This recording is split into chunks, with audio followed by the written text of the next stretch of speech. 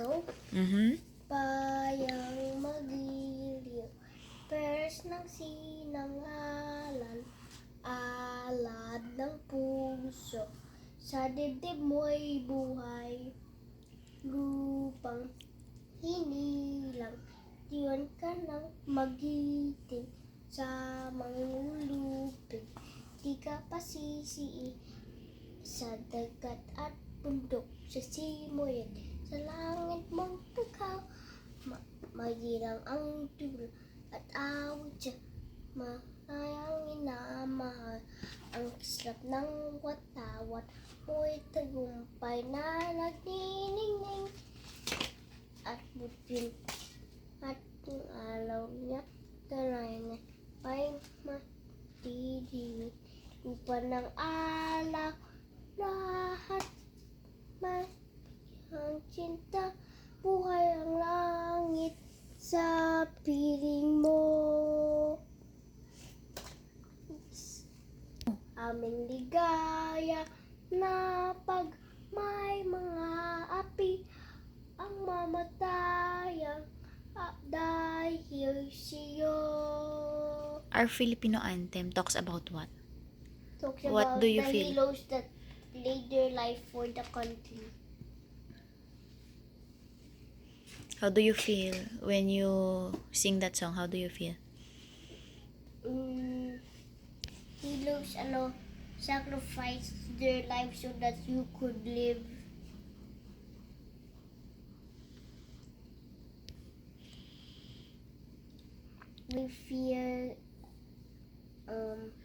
I feel good that I have freedom now. Go. And behold, the Lord stood above it and said, I am the Lord, the God of Abraham, and your father, and the God of Isaac. The land on which you lie I will give to you and to your offspring. 14 your offspring shall be like the dust of the earth. You shall spread abroad to the west and to the east and to the north and to the south, and in you and your offspring shall all the families of the earth be blessed. 15 Behold, I am with you and will keep you wherever you go, and I will bring you back to this land, for I will not leave you until I have done what I have promised you. I think it's about the Lord saying, I have given land to you, or the grass that you lie down is I made it. I promise that we will all be happy, and he will give us land. So, if you hear that saying, how do you feel? That the Lord promises you good things. How can you? I feel good. Oh. Sama 121, ang Panginoon ang aking tapat pag-iingat. Tumingin ako sa mga bundok, saan kaya nanggagaling ang aking saklolo? Ang tulong pala sa akin ay naggagaling sa Panginoon na gumawa ng langit at ng lupa. Hindi niya papayagan na ikaw ay mabuhay. Siya nang iingat sa iyo ay hindi natutulog pag kikinin mo ito. Ang nag-iingat sa mga taga-Israel ay hindi umiidlip o natutulog. Ang Panginoon at nang ingat sa iyo. Siya kasama mo upang ikaw ay patnubayan. Hindi makakasakit sa iyo ang init ng araw o ang liwanag ng buwan kung gabi.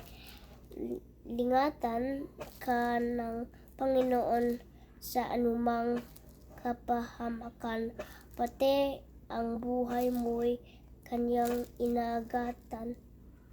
Ang Panginoon ang mag-iingat sa iyo, nasan ka man yan at magpakailanman. What does it talk about? Do you think it talks about? It talks about what God gave you. What does pag-iingat mean? Iingatan. What does it mean? Take care. So God will? Take care of you.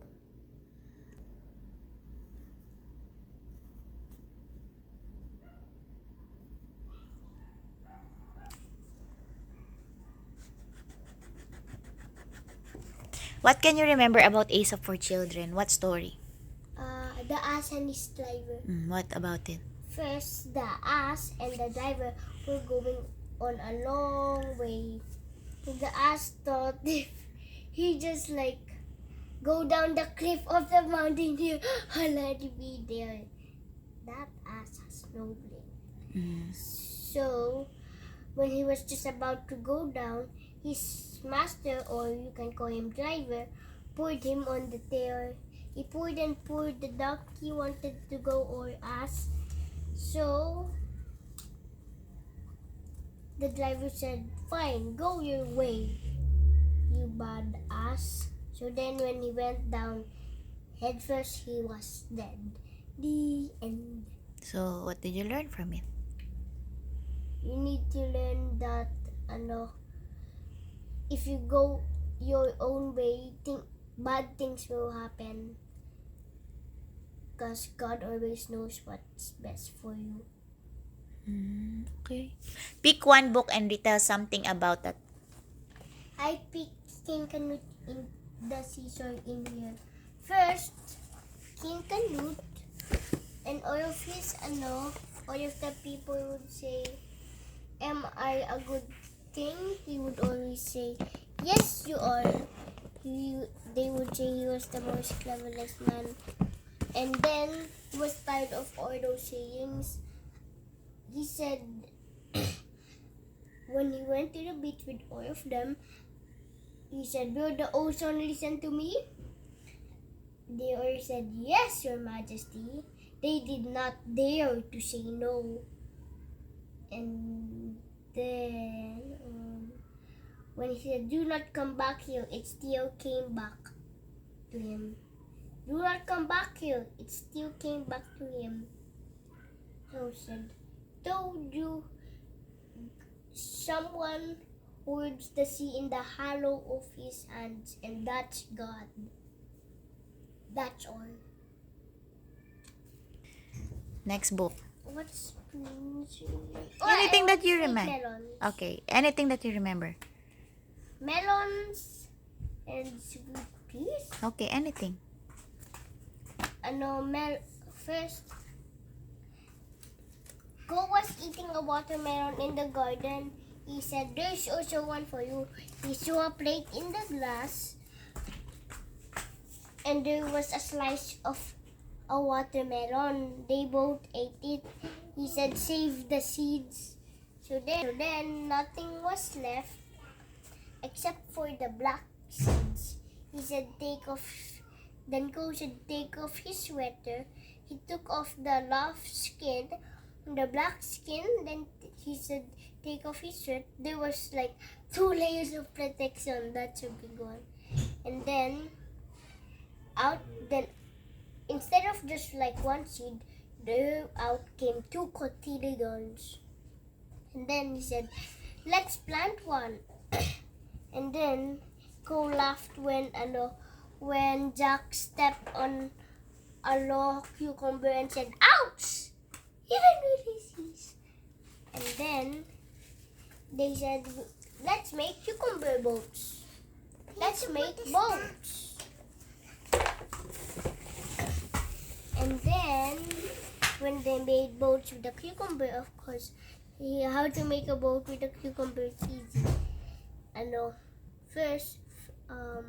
First you put a cucumber, and then you put a stick, and then you pin a piece of paper to the stick, and then boom, you put it in a lake or anywhere that has water, except for God's aquarium.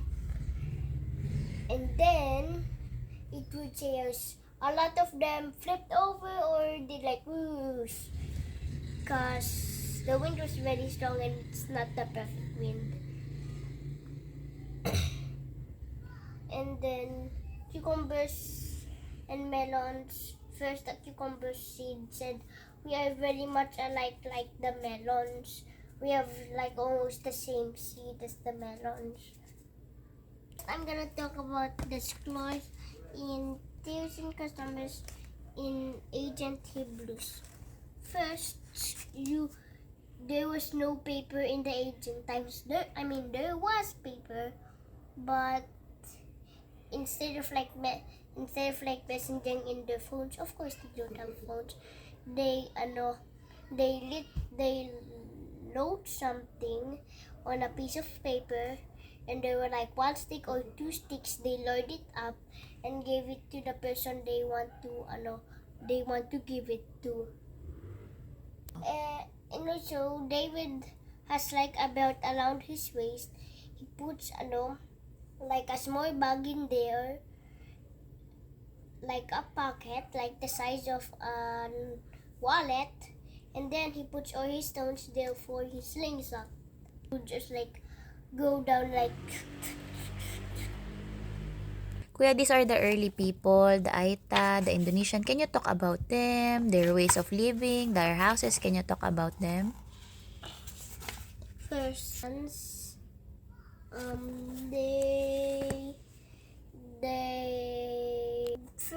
the Aitas, they went hunting for food like deer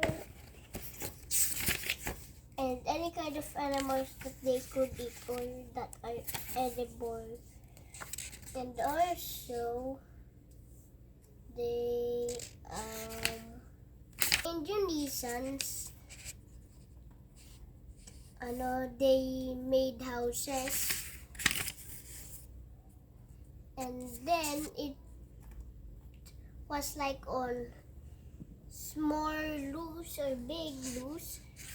They made their own houses, and they knew how to hunt also. They met the Malays. The Malays also knew how to hunt and build houses. But they drove the Indonesians to the mountains, and they made the ground as like a valley. That's all I could remember. Yes. So that they could eat lice, crops, and lice too. Why do they need to do this way? So that they could keep up with the surface of the mountain, because they're in a mountain. They made the mountain into a valley. They could be near the water. And also because they can also fish, like I told you, they knew how to hunt. I was very intelligent. One time while he was in the class, one of them bullied him, and then they fighted. Since he was smaller, he was more agile. Almost all of his classmates call him the clever Lester. And then after that, one boy challenged him, and then after that they both got back the boy and also Lizard. What made him sad? His mother was in prison because his mother did something. Did she really do something bad? No, but someone flamed her. So then after that, When she got out? She was very ill. And then after that, she cannot recognize her son. But after she was well na, and then she told her son about insects that are lured into the light, and then was burned, like the gamo when he like the light he went close and then got burned. Like what result? What happened to him? Lizard was like the gamo. He wanted freedom, but he was captured by the enemies and then he got killed. Last 3 boxes. Last 3 boxes. Okay, then it'll be here. What next? The moth has. What Like- book is your next book? The next book will be this one, and then the last this one. Okay, talk about the insect life po, kuya. The book. What do you want to talk about it? The moth. First, the moth and the butterfly have a difference. Of course, they both have wings, but they don't have the same, like, the nose to eat the nectar. The moth has a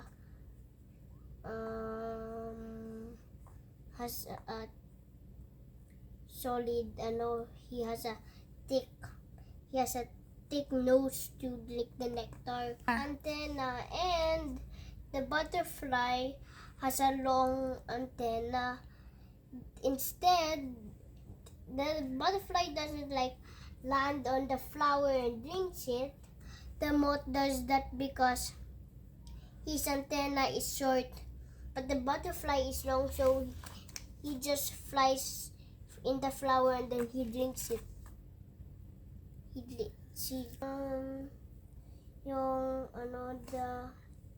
The goat moth, and also all moths have like a very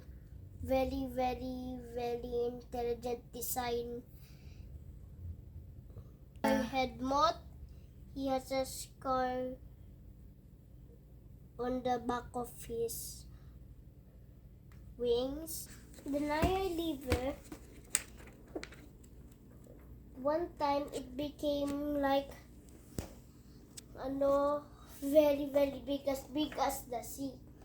And then the Egyptians needed water. When they saw it, they leaped for joy. They thanked God. And then the children of the Egyptians liked it. And then after 14 or maybe 15, this is my favorite drawing. They didn't know the source of the Nile River, but it may be in the sea and from a lake.